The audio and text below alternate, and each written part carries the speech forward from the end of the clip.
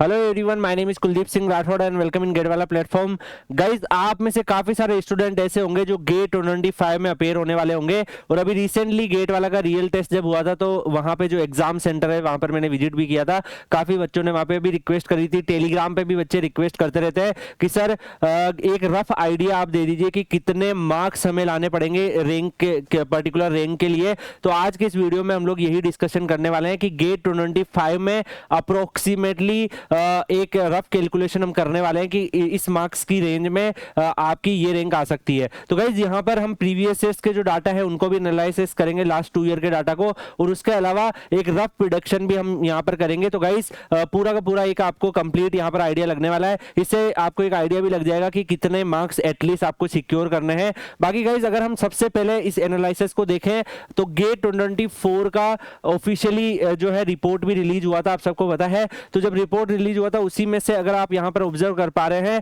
अलग अलग जो रेंज है कि कितने स्टूडेंट ऐसे हैं जो 91 से लेके 100 मार्क्स के बीच में कितने स्टूडेंट है, कितने स्टूडेंट ने क्वालिफाई किया है। तो सिविल में अगर आप देखोगे 16,000 स्टूडेंट ने क्वालिफाई किया था, सीएस में अगर आप देखोगे 21,000, ईसी में 13,000, इलेक्ट्रिकल में 12,000 के आसपास, मैकेनिकल में 11,000 के आसपास, डीए में 8,000 के आसपास और केमिकल में लगभग 1900 के आसपास बच्चों ने क्वालिफाई किया है। अब अगर आप यहां पे देख पा रहे हो गाइस कि 91 से 100 के बीच में कितने बच्चे यहां पे जा पाए, तो सिविल में एक भी स्टूडेंट नहीं था। मतलब जो यहां पर जो 21 स्टूडेंट थे ऐसे जो 81 से 90 के बीच में सिविल में आ रहे थे, 71 से 80 के बीच में 125 स्टूडेंट, 61 से 70 के बीच में 590 स्टूडेंट, ऐसे ही 51 से 60 के बीच में जो मार्क्स है, ये मार्क्स आपके अवेलेबल है जिसमें 1253 स्टूडेंट्स यहां पे आए। 41 से 50 में अगर आप देखोगे 2497, 31 से 40 के बीच में 5839, और ऐसे ही आप यहां पे बाकी रेंज में भी आप देख सकते हैं। तो गाइज, यहां पर अगर आप देख पा रहे हो तो आपको आइडिया लगा होगा कि जैसे 81 से 90 में अगर 21 स्टूडेंट है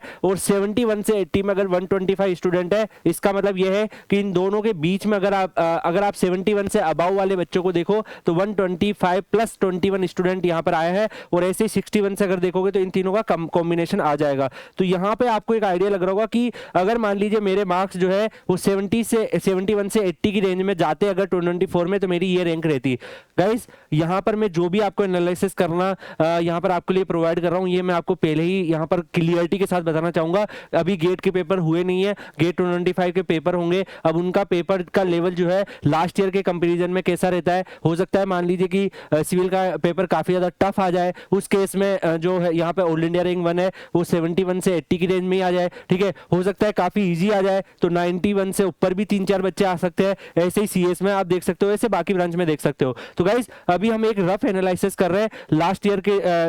ईयर में किस रेंज में बच्चे, कितने बच्चे थे किस मार्क्स में, और उससे प्रीवियस ईयर में भी किस रेंज में कितने बच्चे थे, और उसके बाद हम एक एक्सपेक्टेड की रफ की हाँ इसके आसपास अगर मैं लाऊंगा तो रफली मेरी रैंक आ सकती है। एग्जैक्ट मैं आपको नहीं बता रहा क्योंकि एग्जैक्ट तो अभी हम बता भी नहीं सकते। आपको पता है कि पहले पेपर होगा, किस लेवल का पेपर आता है, फिर कितने बच्चे सिक्योर कर पाते हैं, तो वो जो डिटेल है वो तो जब पेपर ओवर हो जाएगा उसके बाद ही आइडिया लगेगा एग्जैक्ट जो फिगर है। बट एक रफली यहाँ पर आइडिया ले रहे हैं, तो रफली आइडिया से आपको एक यहाँ पर अप्रोक्सीमेटली आइडिया लग जाएगा, जिससे जो भी बच्चा टारगेट कर रहा है पीएसयूज को कि हाँ मेरी ये रैंक आनी चाहिए, तो डेफिनेटली फिर उसके हिसाब से उसको एक कैलकुलेशन करके वो पेपर को अटेम्प्ट करे। तो यहाँ पर सीएस में भी आप देख सकते हैं 81 से 90 में 31 बच्चे थे, 91 से 100 में 1 स्टूडेंट, ऐसे ही 71 से 80 में 205, बाकी भी आप देख सकते हैं। ईसी में भी अगर आप यहाँ पे देख पा रहे हैं 81 से 90 में 1 स्टूडेंट है, मैकेनिकल में 3 स्टूडेंट थे, डीए में यहाँ पे 1 स्टूडेंट के 91 से 100 भी आए हैं। और बाकी गाइस काफी स्टूडेंट के दिमाग में ये भी होगा कि सर गेट स्कोर, तो गेट स्कोर जो कैलकुलेट होता है गाइस वो गेट मार्क्स से ही कैलकुलेट होता है। अगर मान लो कि आपका पेपर जो है एक ही शिफ्ट में हुआ है, जैसे मैकेनिकल में ही आपका पेपर अगर आपका एक ही शिफ्ट में हो गया है, तो उस केस में क्या होगा कि जो भी ऑल इंडिया रैंक 1 के जो मार्क्स आएंगे फिर उसके हिसाब से जो है उसका मान लो कि 1000 स्कोर बन गया, फिर बाकी जो है उसके हिसाब से कैलकुलेट किए जाएंगे कि जो टॉप 1% बच्चे हैं वो कितना स्कोर कर रहे हैं, फिर उसका पूरा कैलकुलेशन होगा, उस हिसाब से स्कोर बनेगा। लेकिन जिन ब्रांचेस के 2 शिफ्ट में पेपर हो रहे हैं जैसे सीएस हो गया, सिविल हो गया, तो वहां पर फिर दोनों पेपर में आपका जो है जो सबसे हाईएस्ट स्कोरर है उसके मार्क्स प्लस उसमें जो टॉप 1% बच्चे हैं वो कैलकुलेशन जो आपको पता ही है नॉर्मलाइजेशन वाली, तो नॉर्मलाइज होंगे। एक शिफ्ट का मार्क्स थोड़े कम हो सकते हैं, एक शिफ्ट के बढ़ सकते हैं, डिपेंड ऑन पेपर लेवल कि 1% जो बच्चे हैं वो कितना स्कोर कर पा रहे हैं जो टॉप में 1% में आ रहे हैं। तो ये सारी कैलकुलेशन होती है, तो इसके ऊपर फिर गेट स्कोर आपका कैलकुलेट होता है। तो आप यही सोच सकते हैं कि जनरली ऐसा होता है कि जैसे मान लो कि यहाँ पर मैकेनिकल का जो ऑल इंडिया रैंक 1 है वो 81 से 90 के बीच में आ रहा है, तो इसका मतलब इसके नंबर मान लो फॉर एन एग्जांपल हमने 85 मान लिए, तो 85 वाला जो बच्चा होगा उसका 1000 गेट स्कोर बन जाएगा, जो सबसे फर्स्ट मैकेनिकल में ऑल इंडिया रैंक 1 होगा। फिर उसके नीचे वाला जो सेकंड रैंक होगा उसका 900 प्लस में 900 जो थर्ड रैंक होगा उसका कितना डिफरेंस जो है ऑल इंडिया रैंक 1 से है उसके हिसाब से मार्क्स बनता जाएगा। तो यहाँ पे अगर आप देखोगे जो बच्चा इस रेंज में आ रहा है उसका 900 प्लस गेट स्कोर जा रहा है, तो इस तरीके से गेट स्कोर जो है कैलकुलेट होता है। वो डिपेंड करता है बहुत सारे फैक्टर्स पे, मैंने आपको यहाँ कुछ फैक्टर बताया और भी बहुत सारे फैक्टर्स के बेसिस पे उसकी कैलकुलेशन यहाँ पे होती है। यहाँ पर अगर हम नेक्स्ट देखें गाइस, आप गेट 2023 से भी एक आइडिया लगा सकते हैं। गेट 2023 में भी अगर आप देखोगे तो सिविल में जो है 81 से 90 में जो है 5 स्टूडेंट थे, ऐसे ही सीएच में यहाँ पर जो है 91 से आपको यहाँ पे देखने को मिल रहा है, ऐसे ही सीएस में भी आप देख सकते हैं। तो सारी ब्रांचेस के 2023 के भी एनालिसिस से आपको आइडिया लग रहा होगा कि किस रैंक पे किस मार्क्स की रेंज में कितने जो है बच्चे हैं, उस हिसाब से आप रैंक भी कैलकुलेट कर सकते हैं। क्योंकि यहाँ पर अगर आप मान लीजिए आपको देखना है कि 70 से ऊपर अगर मेरे मार्क्स आते तो क्या रैंक आ सकती है, तो आप यहाँ पे देख सकते हैं 70 से ऊपर जो है इस रेंज में 5 स्टूडेंट और यहाँ पे 69, तो 69 प्लस 5 अगर आप देखोगे तो ऑलमोस्ट 74 स्टूडेंट ऐसे हैं जो 71 से अबव मार्क्स वाले हैं। तो आप मतलब अगर आप 70 प्लस आते हैं तो आपकी टॉप 100 में रैंक आ सकती है। तो इस तरीके से आप यहाँ पे एक आइडिया लगा सकते हैं, रफ आइडिया लगा सकते हैं। अब अगर हम बात करें गाइस गेट 2025 के बारे में कि गेट 2025 में क्या रह सकता है, तो अभी मैंने आपको पहले ही क्लियर किया, अभी हम एक रफ आइडिया लेंगे। एग्जैक्ट नहीं है कि ऐसा ही होगा, तो वो तो डिपेंड करेगा कि पेपर का लेवल कैसे आता है, कितना टफ पेपर बनाता है, कितना इजी पेपर बनाता है, कितने जो है बच्चे अच्छा स्कोर कर पाते हैं, तो वो सारे फैक्टर्स पे डिपेंड करेगा। बट एक रफ आइडिया आप टारगेट बेसिस पे ले सकते हो कि हाँ यार इस रेंज में अगर मेरे मार्क्स आ गए तो ये रैंक मेरी बन सकती है। तो यहाँ पर अगर आप देखोगे अगर आप 1 से 10 रैंक एक्सपेक्ट कर रहे हो तो यहाँ पे 1 से 10 रैंक में आप यहाँ पे देख पा रहे हो कि आप ट्राई करना है आपको कि 85 प्लस मार्क्स आए आपके कंप्यूटर साइंस में,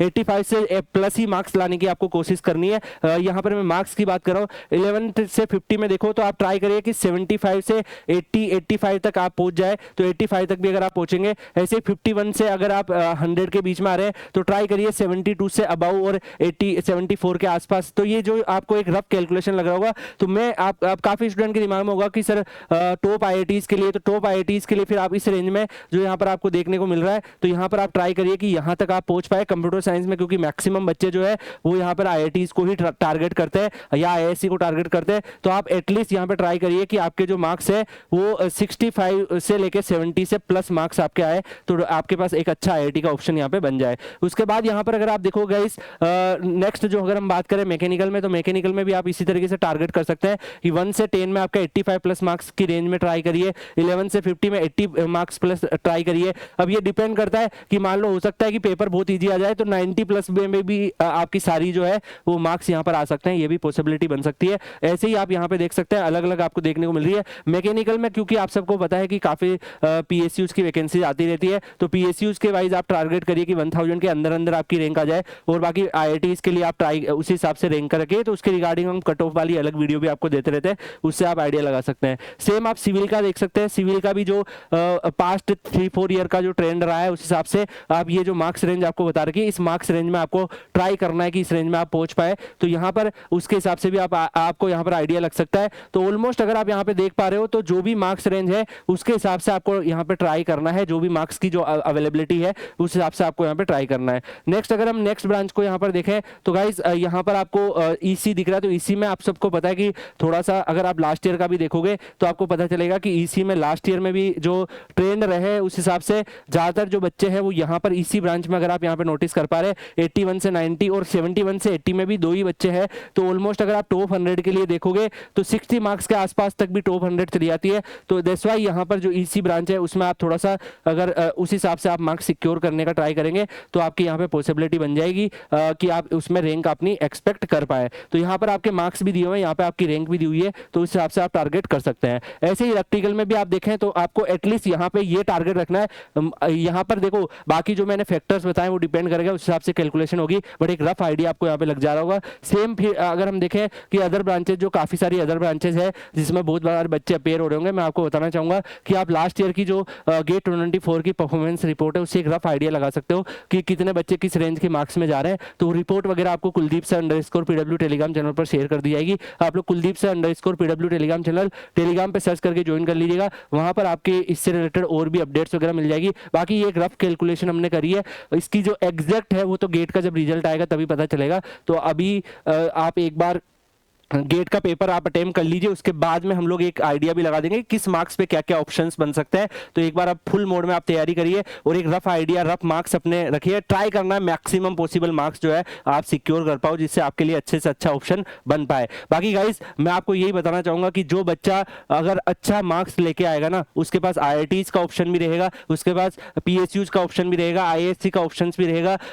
DRDO BRC जैसे ऑर्गेनाइजेशन का ऑप्शन भी रहेगा। तो मल्टीपल ऑप्शन उसके पास अवेलेबल रहेंगे। जितनी अच्छी रैंक आपकी उतने ज्यादा ऑप्शंस आपके पास अवेलेबल है। तो ये ट्राई करना है कि अच्छे से अच्छी रैंक आपको लेके आना है, और अगर आपकी एक बार अच्छी रैंक आ जाती है तो डेफिनेटली मल्टीपल कैरियर ऑप्शंस आपके गेट के थ्रू बन सकते हैं। बाकी मिलेंगे नेक्स्ट वीडियो में किसी और अपडेट या इन्फॉर्मेशन के साथ, तब तक के लिए goodbye, take care, see you.